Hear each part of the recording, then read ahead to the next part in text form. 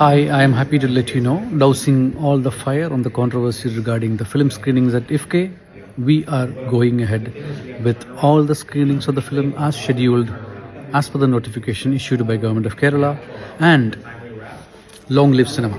Serial നടി സജ്ന നൂർ റസൂൽ Pookutty relationship വീണ്ടും വലിയ ചർച്ചയായിരിക്കുകയാണ്. കഴിഞ്ഞ ദിവസങ്ങളിലെല്ലാം തന്നെ സോഷ്യൽ മീഡിയയിൽ നിറഞ്ഞു നിന്നത് സജ്ന മൂന്നാമതും ഗർഭിണിയാണെന്നതും കുഞ്ഞിന്റെ അച്ഛൻ എന്ന് പറയുന്നത് റസൂൽ പൂക്കുട്ടിയാണ് എന്ന് സജ്ന തന്നെ തുറന്നു പറഞ്ഞുകൊണ്ട് രംഗത്ത് വന്നതുമാണ്. എന്നാൽ ഇതെല്ലാം തെറ്റായ കാര്യമാണെന്നും തന്റെ സോഷ്യൽ മീഡിയ അക്കൗണ്ട് ഹാക്ക് ചെയ്യപ്പെട്ടതാണെന്നുമാണ് സജ്ന പറഞ്ഞത്. എന്നാൽ അസുഖബാധിതയായ ഭാര്യയുള്ള ആളാണ് റസൂൽ പൂക്കുട്ടി എന്നാണ് ഇപ്പോൾ പുറത്തുവരുന്ന റിപ്പോർട്ട്. കുറെ നാളുകളായി സജ്ന റസൂൽ പൂക്കുട്ടി വിഷയം സോഷ്യൽ മീഡിയ ചർച്ച ചെയ്യുന്നുണ്ട്. കഴിഞ്ഞ ദിവസം താൻ 2.5 മാസം ഗർഭിണിയാണെന്നത് പോസ്റ്റിലൂടെ സജ്ന വെളിപ്പെടുത്തിയിരുന്നു. പക്ഷേ സജ്നയും ഫിറോസും ഇതുവരെ ഡിവോഴ്സ് ആയിട്ടില്ല എന്നാണ് നമുക്ക് അറിയാൻ സാധിക്കുന്നത്. ഇതേ സജ്ന കുറച്ചു നാളുകൾക്ക് മുൻപ് പറഞ്ഞിരുന്നു, തനിക്കും ഫിറോസിനും ഇടയിൽ മൂന്നാമതൊരാൾ വന്നതുകൊണ്ടല്ല ബന്ധം പിരിഞ്ഞതെന്നും മറ്റൊരു വിവാഹത്തെക്കുറിച്ച് ചിന്തിക്കുന്നില്ല എന്നും. ഇതിനെല്ലാം ശേഷമാണ് കഴിഞ്ഞ ദിവസം ഗർഭിണിയാണെന്ന പോസ്റ്റുമായി എത്തിയത്. ആ പോസ്റ്റ് കണ്ടപ്പോൾ സജ്ന ആരെയെങ്കിലും ഭീഷണിപ്പെടുത്താൻ വേണ്ടിയിട്ട പോസ്റ്റാണോ എന്ന് തോന്നിപ്പോയി. ഈ ഒരു വിഷയം എല്ലാവർക്കും തുടക്കം മുതൽ തന്നെ അറിയാവുന്നതാണ്. സജ്നയും ഫിറോസും തമ്മിൽ ഒരു അകൽച്ച വന്നു. പിന്നീട് ഇരുവരും ഒന്നിച്ചല്ല വേദികളിലെത്തിയത്. എന്നാൽ ഇടയ്ക്കിൽ ഏതൊക്കെയോ ഫംഗ്ഷനുകൾ ഒന്നിച്ചെത്തിയപ്പോൾ ഇരുവരും ഒന്നിച്ച് ജീവിക്കാൻ തുടങ്ങി എന്ന രീതിയിലും വീഡിയോസ് പുറത്തു വന്നിരുന്നു. സജ്നയും ഫിറോസും ഒന്നിക്കുകയോ ഒന്നിക്കാതിരിക്കുകയോ ഒക്കെ ചെയ്യാം. എന്നാൽ അസുഖബാധിതയായ റസൂൽ പൂക്കുട്ടിയുടെ ഭാര്യ ഇതറിയുമ്പോഴുള്ള അവസ്ഥ എത്രത്തോളം വേദനാജനകമായിരിക്കുമെന്നൊന്ന് ചിന്തിച്ചു നോക്കും. കാരണം സജ്നയുമായുള്ള ഈ റിലേഷൻഷിപ്പിന്റെ കാര്യം സജ്ന തന്നെ ഇടയ്ക്ക് പുറത്തുവിട്ടിരുന്നു. എന്നിട്ട് പിന്നീട് സജ്ന തന്നെ ആ വീഡിയോ ഡിലീറ്റ് ചെയ്യുകയും ചെയ്തിരുന്നു.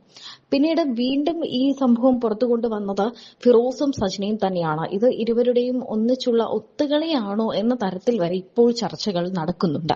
ഇതിന് മുൻപൊരു വീഡിയോയിൽ സജ്ന ഗർഭിണിയാണ് എന്ന് സജ്ന തന്നെ തുറന്നു പറഞ്ഞിട്ടുണ്ട് എന്നാണ് പറയപ്പെടുന്നത്. എന്തായാലും ഇതിനെക്കുറിച്ച് കൂടുതൽ കാര്യങ്ങൾ വ്യക്തമല്ല. പബ്ലിക് ആയിട്ടാണ് ആ പോസ്റ്റ് ഇട്ടത്. ആ പോസ്റ്റ് ഒരു ദിവസം മൊത്തം ആ സോഷ്യൽ മീഡിയ അക്കൗണ്ടിൽ ഉണ്ടായിരുന്നു. അതിനുശേഷമാണ് അത് ഡിലീറ്റ് ചെയ്യപ്പെട്ടത്. അപ്പോൾ സജ്ന ലൈവിൽ വന്ന് പറഞ്ഞ കാര്യം ഈ സംഭവം താൻ അറിഞ്ഞിട്ടില്ലെന്നും തനിക്ക് ഇൻസ്റ്റഗ്രാമിൽ കയറാൻ പറ്റുന്നില്ലായിരുന്നു എന്നുമൊക്കെയാണ്. എന്നാൽ സകലമാന പേരും ആ പോസ്റ്റ് കണ്ടതിന് ശേഷം അത് ഡിലീറ്റ് ചെയ്തിട്ട് ഒരു കാര്യവുമില്ല എന്ന് തന്നെയാണ്. ഇത് റസൂൽ പൂക്കുട്ടിയെ ഭീഷണിപ്പെടുത്താൻ വേണ്ടി സജ്ന ചെയ്യുന്നതായിട്ടാണ് ഒരു കൂട്ടം ആളുകൾ പറയുന്നത്. റസൂൽ പൂക്കുട്ടി ഇതുവരെയും ഇതിനോട് പ്രതികരിച്ചിട്ടില്ല. എന്നാൽ അദ്ദേഹത്തിന് ഏറ്റവും പ്രിയപ്പെട്ടത് അദ്ദേഹത്തിന്റെ കുടുംബം തന്നെയാണ്. നമുക്ക് ശ്രദ്ധിച്ചാൽ അത് മനസ്സിലാക്കാനും സാധിക്കും. റസൂൽ പൂക്കുട്ടിക്ക് കുടുംബം കഴിഞ്ഞേ ഉള്ളൂ. ഈ ആരോപണങ്ങളെ അദ്ദേഹം എങ്ങനെ നേരിടും എന്ന് നമുക്ക് നോക്കി കാണേണ്ടതാണ്. 2 കുട്ടികളാണ് അദ്ദേഹത്തിനുള്ളത്. അതുപോലെ തന്നെ സജ്നയ്ക്കും 2 കുട്ടികളുണ്ട്. ഇപ്പോൾ മൂന്നാമത് ഗർഭിണിയാണ് എന്ന് പറയപ്പെടുന്നു. സജ്ന അതിനെക്കുറിച്ച് സംസാരിച്ചിട്ടില്ല. എന്തായാലും ഇത് ബാധിക്കുന്നത് ഈ കുട്ടികളെ ഉൾപ്പെടെയാണ്. സജ്നയ്ക്ക് ആദ്യ വിവാഹത്തിൽ ഒരു കുട്ടി ഉണ്ടാകുന്നു, 2ാം വിവാഹത്തിൽ ഒരു കുട്ടി ഉണ്ടാകുന്നു, ഇപ്പോൾ മൂന്നാമതൊരാളുമായുള്ള അടുപ്പത്തിൽ 3ാമത്തെ കുട്ടി ഉണ്ടാകുന്നു.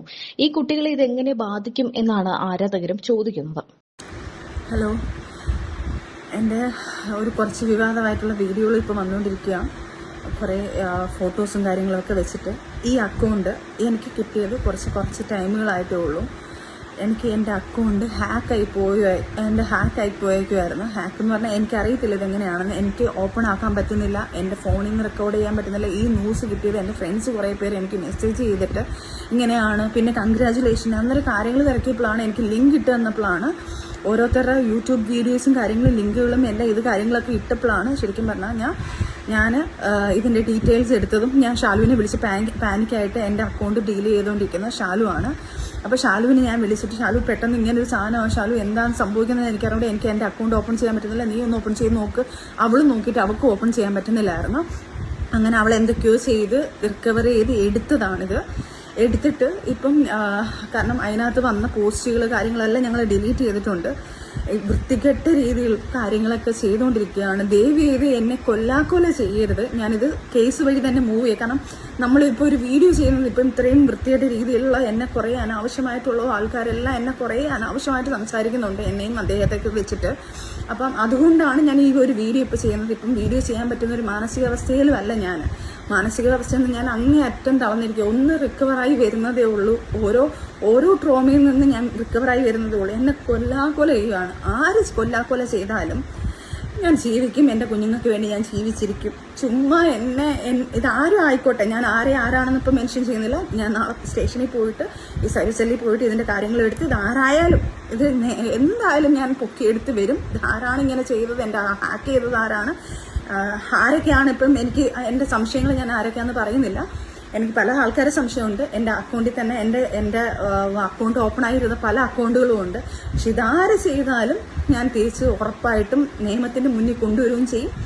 അത് ഞാൻ ഫോൺ ഓഫായിപ്പോയി. അപ്പം ദയവ് ചെയ്ത് ഇങ്ങനെയുള്ള കാര്യങ്ങൾ അഥവാ എൻ്റെ ലൈഫിൽ ആരെങ്കിലും വന്നാലോ, ആരെങ്കിലും എനിക്ക് കുഞ്ഞുങ്ങളുണ്ടായാലോ, എനിക്ക് കല്യാണം കഴിഞ്ഞാലോ, അത് ഞാൻ ഇതുപോലൊരു വീഡിയോ ആയിട്ട് നിങ്ങൾക്ക് എല്ലാവർക്കും ഇട്ട് തരാം. അപ്പം നിങ്ങൾക്ക് വിശ്വസിച്ചോ. അല്ലാതെ ഞാനിത് ഞാൻ കല്യാണം കഴിക്കില്ല, ഞാൻ ഇങ്ങനെയാണ് എന്ന് പറഞ്ഞ് ഞാനായിട്ട് വായായിട്ട് വന്ന് പറഞ്ഞോട്ടെ, നിങ്ങൾ വിശ്വസിക്കേ. ദയവ് ചെയ്ത് എന്നെ ഉപകാരം ചെയ്തില്ലെങ്കിൽ ഉപദ്രവിക്കരുത്. പിന്നെ ഇത് ചെയ്ത ആരായാലും അത് ഞാൻ നിയമത്തിന് മുന്നിൽ കൊണ്ടുവരും. അവരാരാണെന്നുള്ളത് അതിന് തക്കതായ ശിക്ഷ ഞാൻ മേടിച്ചു കൊടുത്തിരിക്കും. ഇനി എന്നെ ദ്രോഹിച്ച് കൊല്ലാൻ ഞാൻ അങ്ങനെ ജീവിച്ച് നിൽക്കത്തില്ല. അതാരായാലും അവർക്കൂടുള്ളൊരു വാണിംഗ് ഇത്. ഇനി അടുത്ത് ഈ ഫോൺ ഹാക്ക് ചെയ്ത് എൻ്റെ ഈ അക്കൗണ്ട് പോയാലും കുഴപ്പമില്ല. ഇനി എന്ത് ചെയ്തെന്ന് പറഞ്ഞാലും എന്നാലും നിയമവും കാര്യങ്ങളും എല്ലാം ഉണ്ടല്ലോ ഇവിടെ. അന്നേരം അതിൻ്റെ രീതിയിൽ ഞാൻ നീങ്ങിക്കോളാം.